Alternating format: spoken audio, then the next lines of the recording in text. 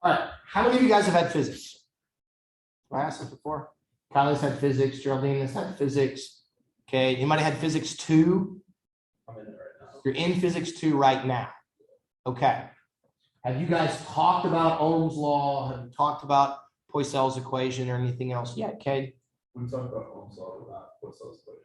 Okay. Did y'all talk about Ohm's law in relation to electricity? Did you talk about it in relation to like fluid movement? Electricity. Okay, well, it applies in the same way. So what I'm going to show you guys here, okay, this is physics. So you're going to get a crash course. You're going to get a crash course in fluid movement physics for like 10 minutes, okay? Madison thought the other day that I did cardiovascular phys in an hour, like you got an entire class worth of stuff in an hour. Now you're going to get 10 minutes of physics. Okay, so imagine, if you will, okay, you guys have all, at some point in your life, like played with a water hose, yes? Okay. Your blood vessels, okay, think of your arteries as a water hose, okay? Think of your aorta as the big part of the water hose, and it's a water hose that's going to branch off kind of as it goes down, okay? Now, a water hose it's basically a cylinder, and it has some diameter to it. Okay, so if we wanted to, let's just say, Kyle, if I wanted you to spray the water hose at Sophie, what would you do to the water hose to make it sort of spray onto her? You put the thumb over the end, okay? You are covering a portion of the end of the cylinder, right? And Sophie ducks out of the way and we're fine here. Okay. All right. Why does that? How many of you guys have ever done that? Okay. Why does doing that lead to the water shooting farther and faster than it normally just kind of runs out? Why does putting your thumb over it the thing you have to do? Okay, so because it has the same amount of pressure except a smaller hole to go through, so it's like, yeah. Okay, you are 75% correct with what you said. You're really, really close. It has a smaller hole to go through. So what does it? I see, so what does that do to pressure? It increases the pressure. Okay, so your blood vessels are a water hose. The diameter of those vessels, okay, controls the pressure of the blood that's moving through it. Okay? And so remember in your body that blood moves because it's a fluid. All fluids in your body move this way. They move from areas of higher water pressure to areas of lower water pressure. Okay? So what we're going to do, so the diameter or the radius, however you want to say, the width of the vessel plays a role in helping to control the pressure of the blood moving through. And so this is going to manifest itself in sort of 2 ways. Okay. So one of the things that happens when I squeeze down on the vessel is it raises the pressure. And that makes the blood that is already in there go faster. Okay. But also it raises something called resistance because the pressure gets higher, okay? The pressure gets higher. Whatever the pressure is that is the gradient to the pressure of what's immediately proximal to that is going to become smaller, okay? So let me give you guys a little bit of, let me find some chalk and I'll try to give you guys an example, okay? So I'm not an artist. Please remember that. You all are welcome to snicker. Okay. Let's just say here's my aorta. Okay. And in the aorta, normally I have, let's just call it 120 millimeters of mercury of pressure. We're going to move sort of from the aorta out and down, and we're going to get to, let's say, the brachial artery. Okay. And here's the brachial artery that is necessarily smaller than the aorta, okay? So it's smaller. What happens is in order for blood to move from the aorta to the brachial artery is there has to be a pressure difference. Okay, there has to be a pressure. Pressure must fall from here to here. So let's imagine that pressure in the brachial artery is 100. Okay. Now, there's some things beyond the diameter that are going to play a role in controlling blood pressure. That's graduate level sort of physiology that I don't really want to mess with, right? This is close to the heart, so it's closer to the origin of the pressure. Cardiac output plays a role in these things, but just under normal circumstances, right? We've got a pressure gradient, let's just say, of 20, okay, between here and here. And then the brachial goes down, right? And let's then say that it then goes into the radial artery, right? That's a thing that's somewhere distal to the brachial artery, yes, right? For the guy that's never had anatomy. And it's smaller. And then let's just say then in the radial artery, it's 80, right? And then you're going to get down to the capillaries. And maybe in the capillaries, it's like 40 or something like that. Okay? Higher pressure to lower pressure. So the blood wants to move in this direction. It's kind of flowing downhill down the pressure gradient. All right? If, let's just say, I take the brachial artery and I vasoconstrict, so I squeeze down on all of this and I make the artery more narrow. Okay? What I've now done, by making it more narrow,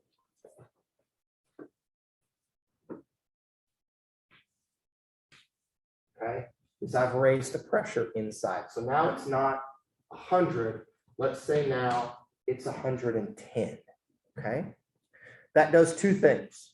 As I said, one, that has now increased the pressure gradient from the brachial to the radial. So it's going to increase flow downstream of the brachial artery because the pressure is higher here.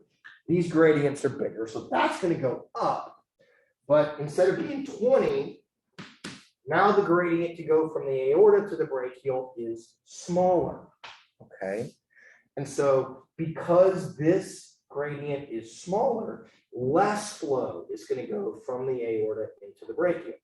And so then what happens is as this flow begins to go down, you're going to get this and it kind of equilibrates. And the net of all of this is that we end up eventually, because we're getting less from the aorta to the brachial, is that all downstream flow begins to go down. Okay?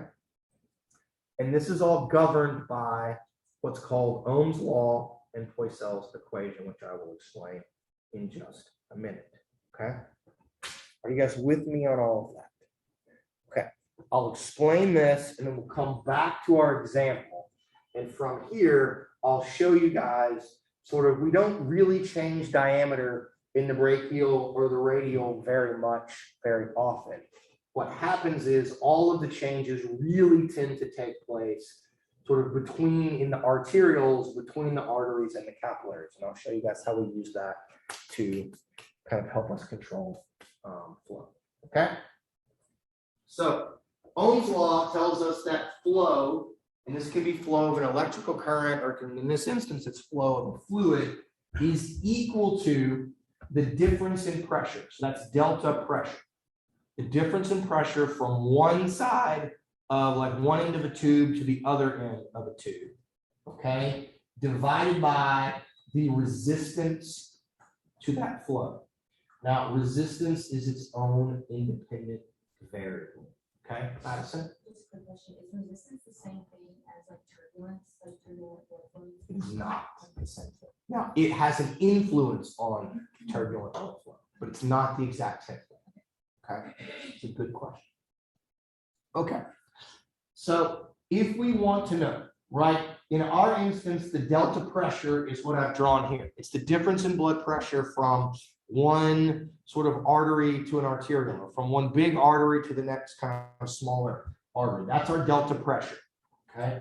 Resistance, we're going to get resistance from this second equation that's on here. And the equation is resistance is equal to N multiplied by L divided by radius to the fourth. And what you get out of all of this, okay, N is a constant, all right? Don't worry about what N is in this instance. That's a constant. L is the length of the vessel, right? That's how long my tube is, okay? You guys ever try to drink out of a giant long straw as opposed to a little bitty straw? Yeah, it's harder, right? Because the vessel's longer, because it's bigger, and there's more resistance to flow. But your vessels don't magically change length, right? When Cade's working out, you're not making your vessels aren't like growing, they're always the same length. So the top part of resistance, the N and the L, are essentially never changing, all right? The thing that changes and that primarily determines resistance in your blood vessels is this R, and the R stands for radius. It's the radius of the tube, the radius of your blood vessel, okay?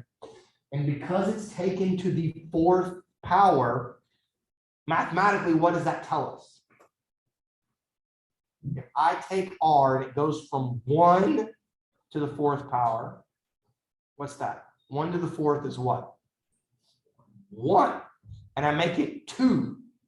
What's 2 to the fourth power? 4, 8, it would be 16, right? I haven't done like basic algebra math in a while, but it's a lot, right? It goes way up.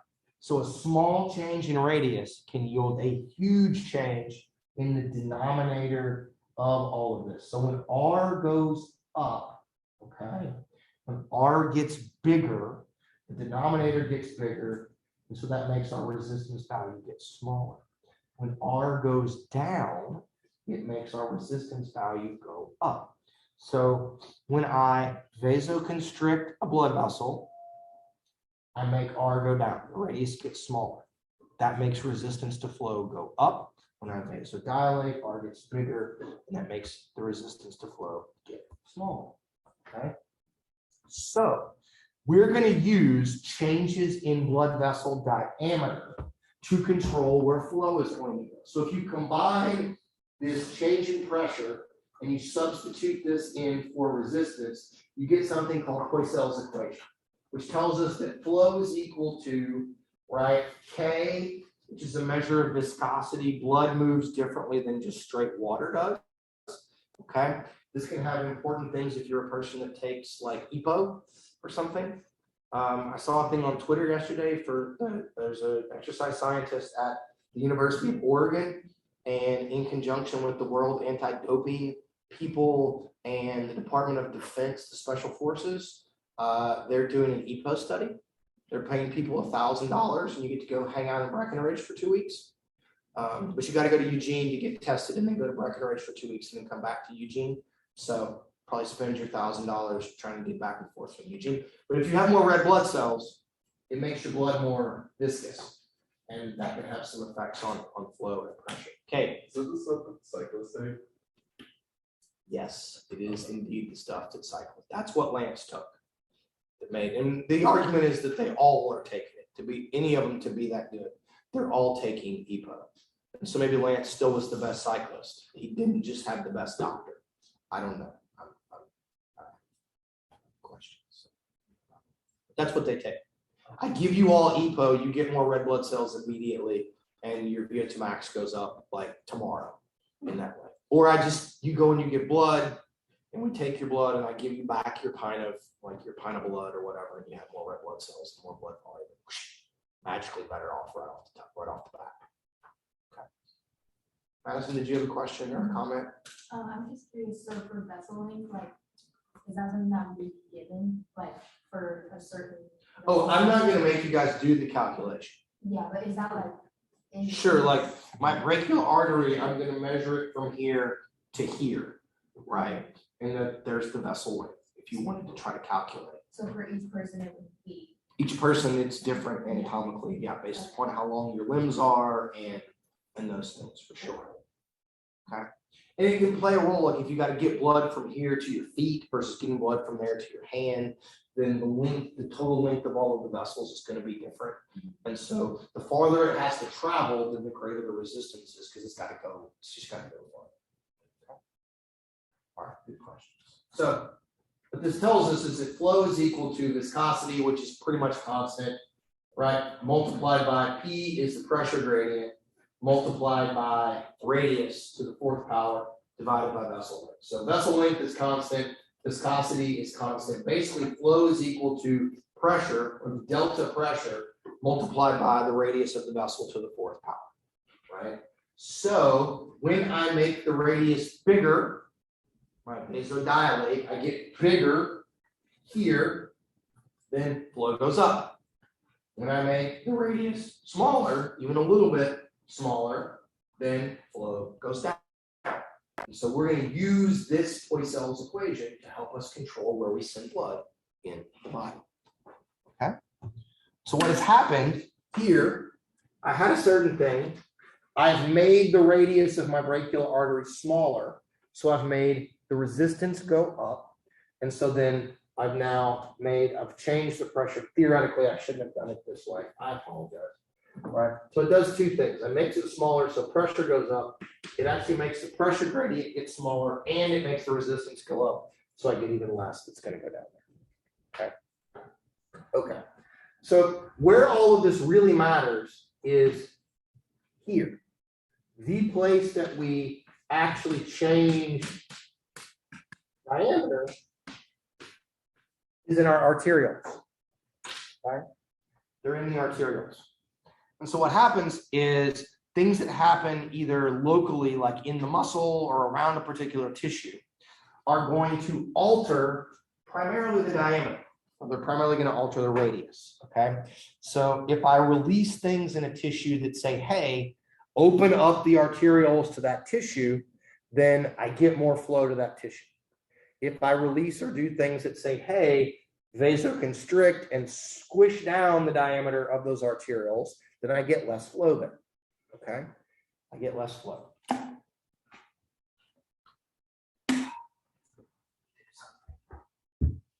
I can do a fun example of this. We sort of did this in class the other day.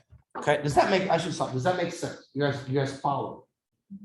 Okay. Do y'all talk about that at all in human phys? Like how we regulate diameters and flows and so what's going to happen is we're going to apply certain things, certain molecules onto the vascular smooth muscle that surrounds the arterioles that will tell the smooth muscle to contract and squish it down, or tell the smooth muscle to relax and open up the arteriole.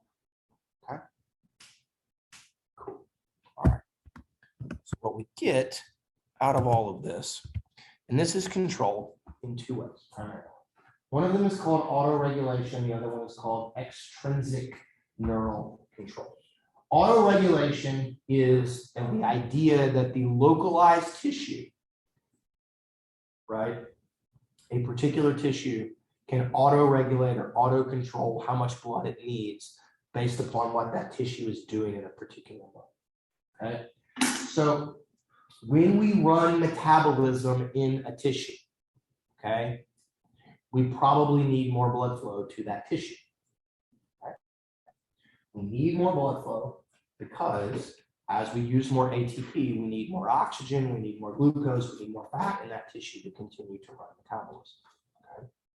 So when O2 demand goes up, we make hydrogen ions, we make potassium because we're doing muscle contractions or various things, we make lactic acid. All of these things lead to vasodilation, so they lead to the relaxation of the vascular smooth muscle that surrounds those arterioles. Okay. Another molecule that's really important in autoregulation is something called nitric oxide. This is not nitrous oxide. This is not laughing gas, the stuff you get when you go to the dentist. Okay. It's not nitrous, it's stuff you put in your car to make it go faster as if we're in the Fast and the Furious or something. It's nitric oxide, NO. So one of the things that happens in a weird way, and again, this gets back to Madison's talk about turbulent blood flow. Okay, but again, this is kind of, Dr. Mike will talk about this more, but you have I'll draw a picture, because you have a lining on the inside of your blood vessels. Okay, so This is no longer, I mean, it is your aorta, but it could be pretty much any kind of artery or arterial. Okay, I'm drawing an arterial. I have this out here on the outside that I've drawn like this. This is my vascular smooth muscle. Okay.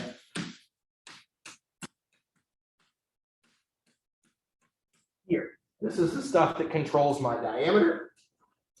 I also have right along on the inside, okay, of the vessel, there's a single layer of cells, okay, and that single layer of cells is called the endothelium.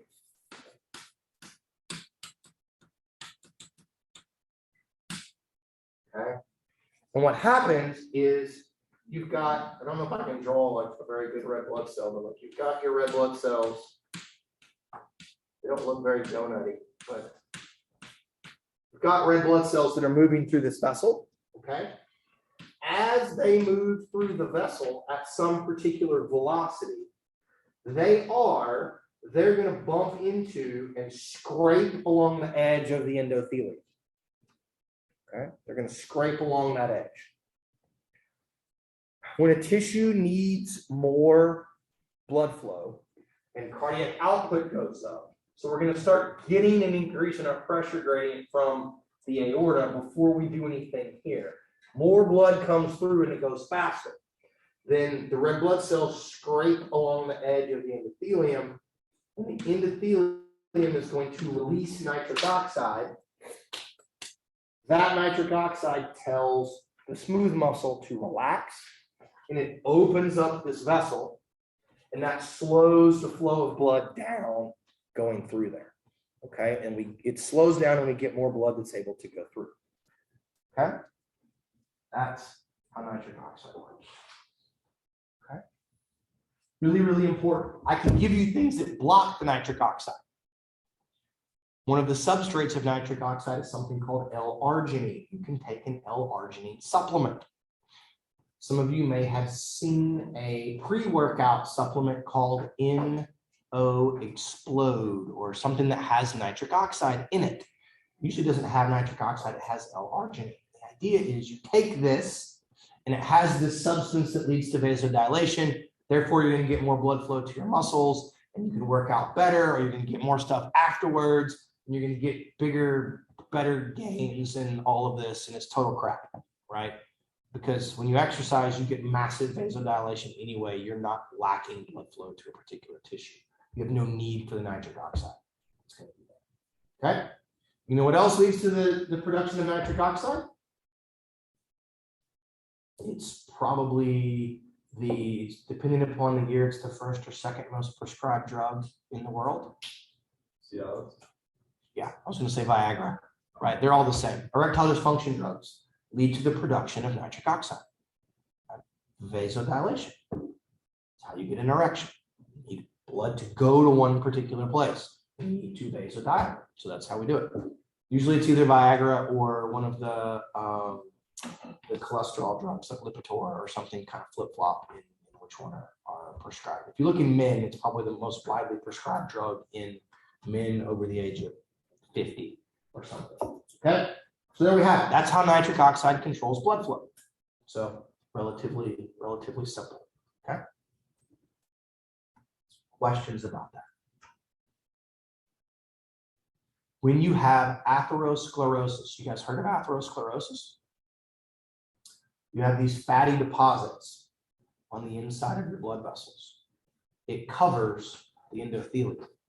So the red blood cells can't scrape along the endothelium. So guess what happens? If I can't scrape along the endothelium, what do I not make?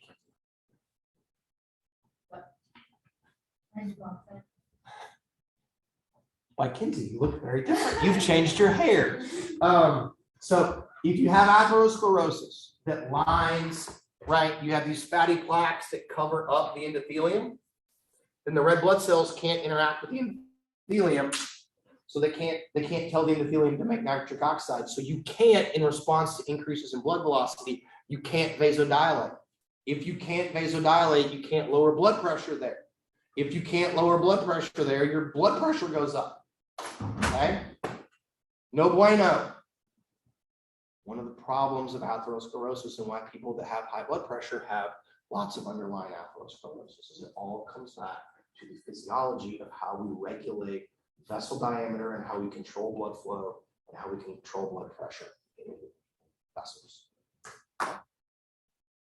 All right, does that make sense? Vaguely. I'm not going to ask you guys a huge thing. I might ask you what nitric oxide does. I might ask you very simply what autoregulation is and what like extrinsic neural control are. I'm not going to ask you to draw something out and give me all of the steps and things like all of that. Okay. If you're in my grad X phys class, sure. If you're in Dr. Kellerwan's PhD level cardiovascular physiology class, absolutely in that way. But for you guys, I just want you to understand a little bit of how all of this functions in a very practical sense. Okay. All right. Sophie's smirking. I don't know what she's smirking about and if it's funny or something. Sophie, are you a singer? No, Perfect. You want to stand up on your chair? not Not necessarily. necessarily. I will though. You will? So, okay, stand up on your chair for us. Carefully, please, carefully. Okay. What song should we have Sophie sing? Or better yet, if, you know, in something. Sophie, do you want to tell us about a bad date that you had at some point? If you've ever had a bad date or something embarrassing that's ever happened to you? See, it's not working. Damn it. It's okay. You can sit down. You don't have to share any of those kinds of things. What I was attempting to do on Sophie, okay, I should have maybe picked someone else in the midst of all of this, is I was attempting to exert extrinsic neural control on blood flow to her skin. Okay. Extrinsic neural control is another way that we do things. And what it is the sympathetic nervous system, also as we saw a few slides on the other day, the sympathetic nervous system innervates your arteries and arterioles. It innervates the smooth muscle, okay? And it, in a lot of ways, in most tissues, not in the skin, but in most tissues, sympathetic input does the opposite of what nitric oxide does, right? In skeletal muscle, in sort of the digestive system, sympathetic nervous system input is going to cause vasoconstriction. It's going to squish down the arterioles. In the skin, it causes vasodilation because it has it's the difference between alpha receptors and beta receptors for these kinds of things. So what I was trying to do was to stress Sophie out ever so slightly in the hopes that we could get potentially a visible increase in blood flow to the skin in the midst of all of that. It didn't work so well. So fair play, Sophie. But that's what we're going to do, okay? That's the other way that we help control where blood's going.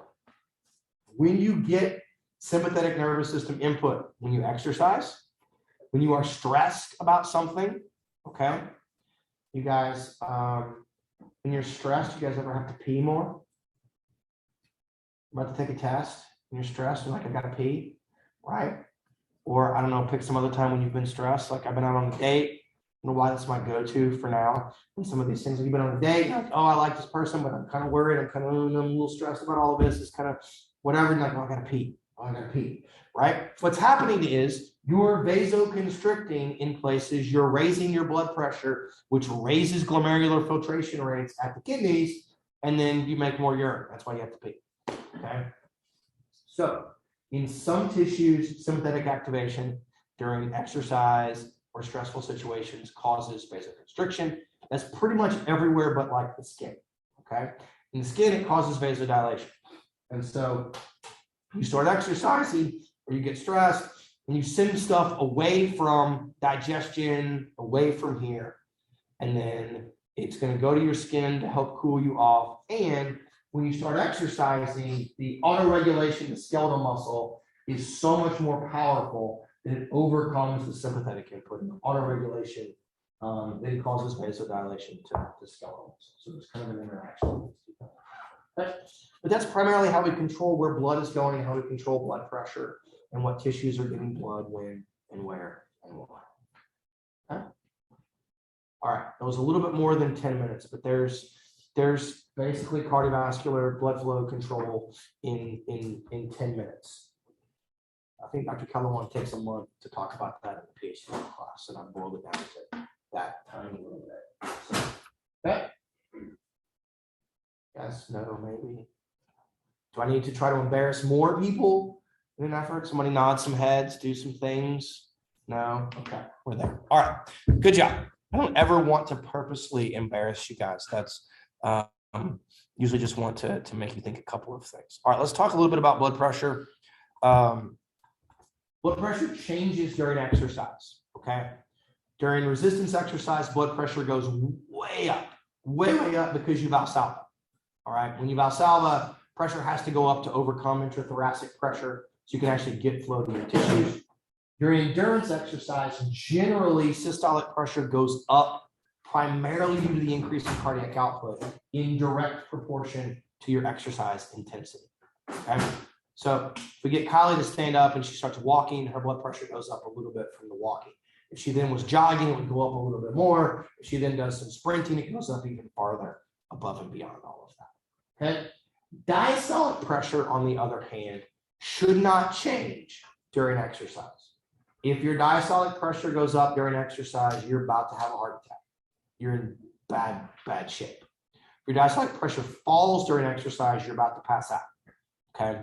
There's going to be some bad things that go on.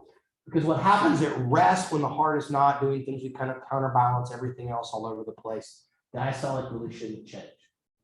It's a contraindication to exercise. If you're ever monitoring blood pressure and somebody is exercising, their diastolic pressure goes up like 8 or 10 millimeters of mercury, they've got to stop. You need to call an ambulance right then and right there. Bad things are about to happen. Okay? We talked about resistance. We talked about that. So the blood pressure response to endurance exercise is it goes up in proportion. The blood pressure response to resistance training is it goes way up, okay? Like over 400 millimeters of mercury sometimes when you're doing Valsalva. So it goes way up. And then you stop your lift, you're in between reps, and you breathe again, and it falls, and it goes back to normal. Okay. All right. As you can imagine, the AVO2 difference, it goes up during exercise, right? Heart rate goes up, cardiac output goes up, AVO2 diff goes up because you're extracting more oxygen out of the blood because you need more oxygen to make more ATP. So it goes up, okay? That's the only kind of real thing that you need to take away from that particular slide, okay? And this just shows what's happening. This graph is sometimes confusing to people, but what we're showing here is oxygen content of arterial blood, which is totally, for the most part, your blood volume. We assume your blood volume doesn't change during exercise, which it does ever so slightly go down, but there's some weird things there. What happens is O2 is saturating hemoglobin. You have X amount of hemoglobin, right? X amount of red blood cells. So your O2 content in arterial blood never really changes, especially if we're at low sea level during exercise. This stays constant. If we look then at what's coming in the venous blood coming out of muscles, it's going to fall. There will be less oxygen in venous blood as our exercise intensity goes up. This is intensity by percentage of VO2 max or oxygen uptake. This is just like, imagine rest, walking, jogging, running kind of as hard as you can. It falls so the gap, the space between them, the difference gets bigger. Okay? And you guys don't have to know the exact numbers on any of these things. They're somewhat irrelevant. I just want you to understand that AVO2 difference goes up during exercise. Okay? It goes up during exercise. Okay. Here's the ventilatory response that we talked about. During exercise, we get some immediate kind of phase 1 increase, right, due to changes in position. Then we're going to get more this kind of phase 2 that's going to continue to drive us up because primarily it increases in CO2. And then at light and moderate intensities, when CO2 equilibrates, then it should kind of level off at some steady state level of breathing. During heavy exercise, as CO2 may continue to climb a little bit, then your breathing may continue, the ventilation may continue to go up over the course of the exercise. Okay. Dr. Mike will talk a whole lot about what's happening, especially at the transition here from moderate to heavy. The physiology that underlies why those things do what it is that they do. Okay. Don't worry about this. This is what he's going to talk about. I put this in here, and then I never really want to talk about it because it requires another half an hour to try to explain. There's a thing called the ventilatory breakpoint, and what happens is the ventilatory breakpoint occurs at something called lactate threshold. And you're just above lactate threshold. You start buffering hydrogen ions, you make extra CO2, so your breathing kind of disproportionately increases once you get over 50, 60, 70% of VO2 max. And there's some interesting physiology around all this, but don't worry about understanding what all of this is. So don't worry about this. All right, I just need to take it out. We did this. Don't worry about the VO2 breakpoint. Okay, so don't worry about those last like 1, 2. Don't worry about those last like 3 slides. They're unimportant. Okay. All right, I want to do one last little thing. It's not going to show up on the test, but I want to talk about it really, really quickly. And then I'll answer questions and then we'll just call it a day. Okay. And we'll just call it a day. No sense in starting something new today. Okay. So, and we'll get more into this when we start talking about in the next little section about aerobic fitness and VO2 max and things like that. But have you guys heard of something called the Fick equation? You might have heard of the Fick equation. Madison's nodding her head yes. You've heard of it, Madison, but you know what it is, or do you have any remembrance of that? Isn't it the relationship between cardiac output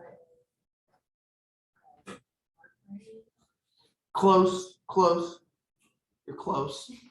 So Fick equation is sort of this magic thing that we have, okay? And what it tells us is that oxygen consumption, so, right, energy use at any point, which we're going to denote as VO2, is equal to cardiac output multiplied by arterial venous oxygen difference. Okay. So what that tells us is that energy use at any point is equal to heart rate multiplied by stroke volume multiplied by, this is a measure of sort of O2 extraction, right, by tissue. So all of you are sitting here right now. You have some resting level of VO2. You're using a certain amount of oxygen at some energy, like you're using some amount of energy. You have a particular heart rate that we can measure. You have a particular stroke volume that it's difficult for us to measure, but we could, and you're extracting a certain amount of oxygen. And so if we know these, we can rearrange our equation in some way to try to figure out why your VO2 is what it is, or why when we have you run or bike or elliptical or do the Stairmaster or something that makes with training that makes your VO2 max go up, then which of these kind of things is it going to affect, right? And so basically what you guys can see is that max VO2, so your measure of aerobic fitness, is equal to your maximal heart rate multiplied by your maximal stroke volume multiplied by your maximal ability to take oxygen out of your blood and use it in your muscles. And so with training, as this goes up, we should see corresponding changes in these other things. And we'll talk a little bit more about kind of which things change and why. Primarily the changes are going to be in stroke volume and your ability to extract oxygen. Okay? But this is one of these things that we're going to tie a lot of our cardiovascular variables in with a couple of metabolic variables, and we can learn things about why certain things work or why certain things change in a particular way that it can help us understand the physiology. this is going up, and these other two things have to also be changed. They're going to give us the Y. Okay. All right. I've chalked all over my hands. Well, it feels somewhat satisfying to write on a chalkboard. I don't really know why, but it does. Okay. My daughter loves to write on my tablet at home. She's already broken one of my, I had to get a second stylus, like she broke my stylus. And so we give her the broken one, and she can scribble on my surface with those kinds of things. And she like, if I have it out, I can't do work at home because she's like, Daddy, give me the thing, I want to write. She wants to try to draw pictures, and because you can pick like a pen and it changes colors like every second, and she thinks it's the greatest thing in the world.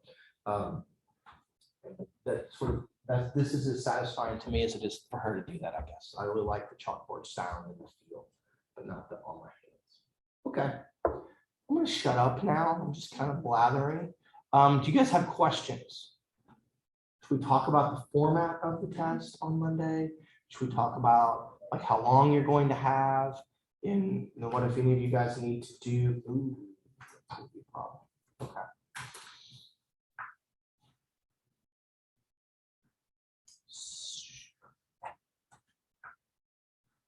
Come back to this.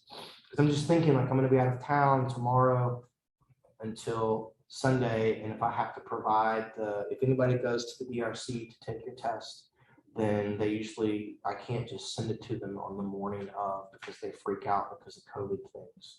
I got to get it like 24 hours before, which means I have to have the test ready and be in a place to send it on Sunday. So I'll work that out if anybody's going to take it there. I think a couple of you I had gotten things, but we'll talk about this. Okay, so format for the test. There will be 50 to 60 multiple choice questions.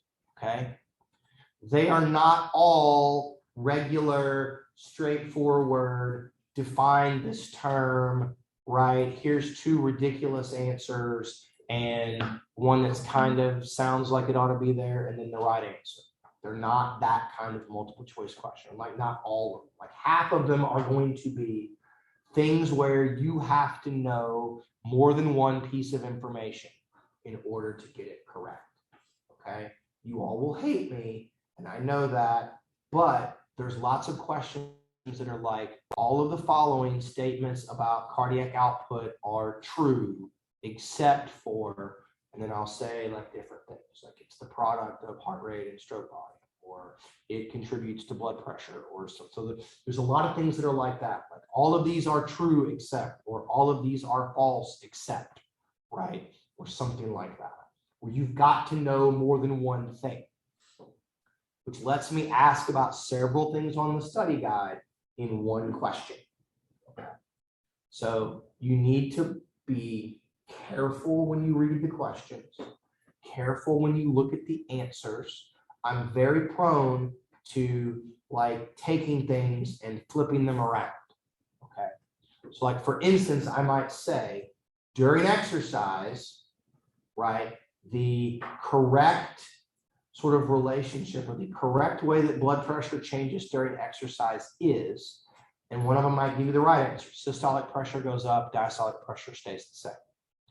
But then I might give you another one where I would say, okay, diastolic pressure goes up and systolic stays the same, right? So I'm prone to doing things like that where I will take a thing and I just flip the answers around. And it looks and it sounds like you're like, oh, I remember there is something goes up and something goes down, but I flip them around like that, okay? So this is where on that first day of class, when I told you guys that details matter, this is where that comes in, okay? This is where that comes in. So there'll be 50 to 60 multiple choice questions. I will give you guys an answer sheet. We can't do Scantrons anymore on campus. They killed the Scantron machine. I don't really know what happened. I don't want to do it on Canvas. I don't want you guys to feel like you've got to take your test on your laptop and all of that. So you get an answer sheet and you're just going to write the answer on there. And then I have a little piece of paper and I can just run down and I can grade it in like 30 seconds. You'll do that, okay? Then there will be somewhere between like 5 and 10 kind of short answer-ish questions, okay? Those questions may involve drawing out a pathway, okay? Can you draw for me and label sort of the cardiac conduction system? Can you draw for me and label the movement of blood flow through the heart? Can you tell me about how an action potential travels from the sarcolemma all the way down until we do the cross bridge cycle? Can you do the steps of the cross bridge cycle? There will be things like that. There may be some signaling kind of pathway things. All right. There may be questions where I say you have to think a little bit critically. I'm like, okay, if you do this, right? If I give you a drug that blocks the production of nitric oxide, what do you think would happen to blood flow to skeletal muscle during exercise? It's a pretty straightforward kind of thing, but you got to think critically a little bit. You got to think about, okay, what does nitric oxide do? So if I don't get nitric oxide, then what's going to happen? Right? So there will be a little bit of critical thinking questions that are going to be like that, but they're mostly going to be, know this pathway, know this relationship, tell me 3 things that, change that make strength increase after resistance training, blah, blah, blah. Mostly going to be things like that. You don't have to answer those things. Please, God, don't write me a novel. You don't have to answer them in complete sentences. You don't have to write a paragraph. This is not English comp. You can draw a flow chart. You can do a bullet pointed list. Like, just get me the information that I need that's going to be on. Okay. That's the kind of stuff that's going to be there. There will be some bonus that will be on there. There will be some bonus. It's kind of a unique. I take a unique approach to bonus. I don't want to give that away until we do the actual test. Okay. In general, okay. In general, people do worse on the first test than they do on anything else in class. Okay. One, the cardiovascular stuff and some of the neuromuscular stuff is probably the most difficult conceptual material that we cover in the entirety of class. It's probably the most difficult. Okay. Also, it's your first go around at how I ask questions, how I grade, what I'm looking for. All right. I am aware of that. I know that. Don't freak out. Okay. Don't freak out. Most semesters, the average on the first test is usually like somewhere around 80% or 78 to 82%. And then we end up with averages on the second and the third test in like the mid 80s and those kinds of things. Okay. I'm aware. Nobody freak out. When we do all of this, it's one test. I know how it's graded. I take that into consideration later on in the class. I just kind of like to try to sort of assuage people's nerves about things going in. Okay. You have to study. If you don't study, it will kick your ass. Okay. It will kick your ass. I had several girls, it's been quite a few years back.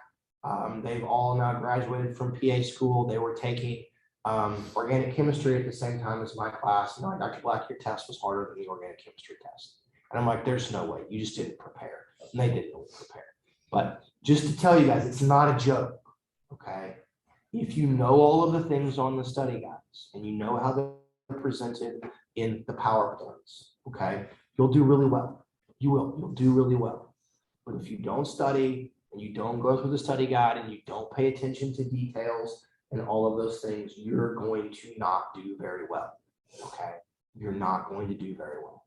And I just want you guys to know that so that you take your studying seriously. All right. I'm going to be at a conference tomorrow and Friday. And then I will be at my parents' house, not really on vacay. I got a huge amount of capstone stuff I have to read and grade on Saturday, and then we'll be coming back on Sunday. But I should have access to email. I should have access to my phone. You can call me, you can text me, you can send me questions and things that you have about stuff between now and then. Okay. I'll be in my office Monday morning by hopefully about 8:30. And I have a little bit of time before I teach capstone. All right. You can try to catch me then. If we start class at 10:45, that should be I don't know when they have class in here after this, but we should be able to, most people take somewhere between like 30 minutes and an hour and 20 minutes or so to take the test. We should have plenty of time in here for you guys to do the test. Okay. Those of you that need or that get more time and you sign up for the DRC, please go ahead. I haven't gotten an email that anybody has done that. Please let me know. If you don't want to go to the DRC, but you would like a little bit of extra time, or you'd like to be, it's easier when we're in our other building, but you want to be in a place where, like, you know, there's no one else around because it's quieter, or you get kind of freaked out a little bit by other people are getting done, let me know that. And we can try to, for a couple of you, if we need to, I can leave the test with Danny over in our other building. We can put you in an office or a place over there where there's not other people around, if that's going to work out for you. Okay. If you've got a thing, just let me know. I'm happy to try to work with you. Okay. All right. Any other questions, comments, concerns, anything? No? Are you sure?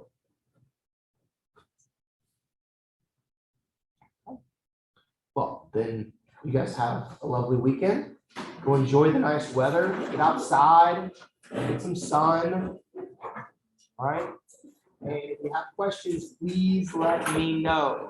I can't help if I don't know you're having a problem.